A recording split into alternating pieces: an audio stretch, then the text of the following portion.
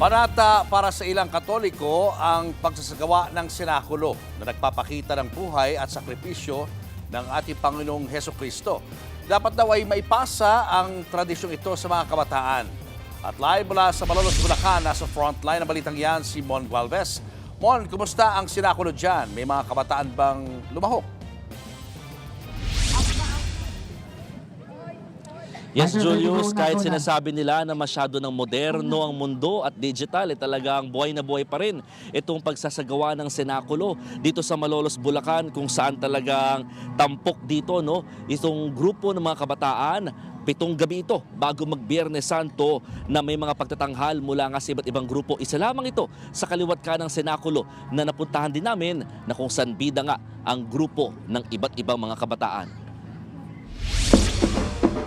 Kasabay sa tugtog ng tambol, nagprosesyon ng grupo ng mga kabataang ito sa Barangay Santo Niño sa Quezon City.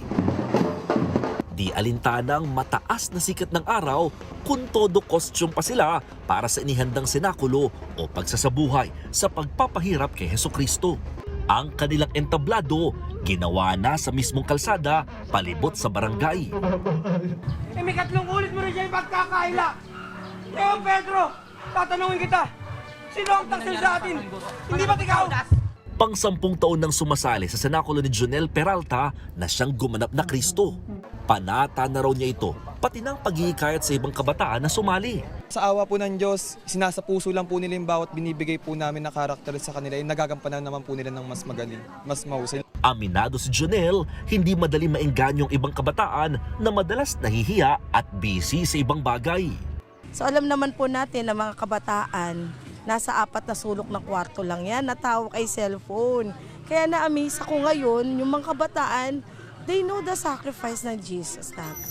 Sa Barangay Rosario sa Pasig, last minute nang inihahanda ang mga props at costume na gagamitin naman para sa malakihang kaling senakulo sa Biyernes Santo.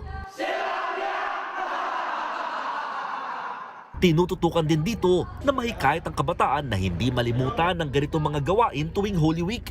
Ang layunin ng aming samahan ay mailayo ang mga kabataan sa bisyo at ma-enhance po nila yung kanilang talent sa pag-arte.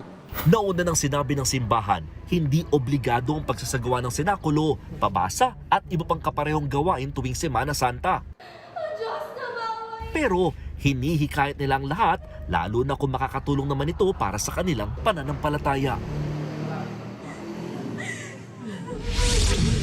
Julius, sa mga oras na ito, live na nagsasagawa ng senakulo o nagsasadulakan ng senakulo itong grupo ng mga kabataan mula sa Barangay Kaingin dito sa Malolos, Bulacan, kung saan ito tampok naman yung mismong pagpapako ng kay Heso Kristo sa krus. At talagang kita ninyo, no, talagang halos mga teenagers pa lamang ito mga nagsasabuhay ng pagpapahirap kay Kristo na mahigit 2,000 taon na ang nakararaan. At ito yung gustong maipahatid, no, ng mga organizers na hindi dapat makalimutan daw yung ganitong klase mga activities ngayong Holy Week na maging buhay, lalo na sa mga kabataan na halos busy na nga ngayon sa mga gadgets and all digital stuff. Kaya naman itong production na ito ay magtatagal ng 3 oras dito sa Malolos, Bulacan. Tuloy-tuloy yan at magkakaroon pa ng another set bukas hanggang sa Huwebes Santo, bago naman yung pinaka pagkakaroon ng mga senakulo sa iba't ibang lugar dito sa Malolos, Bulacan by Good Friday.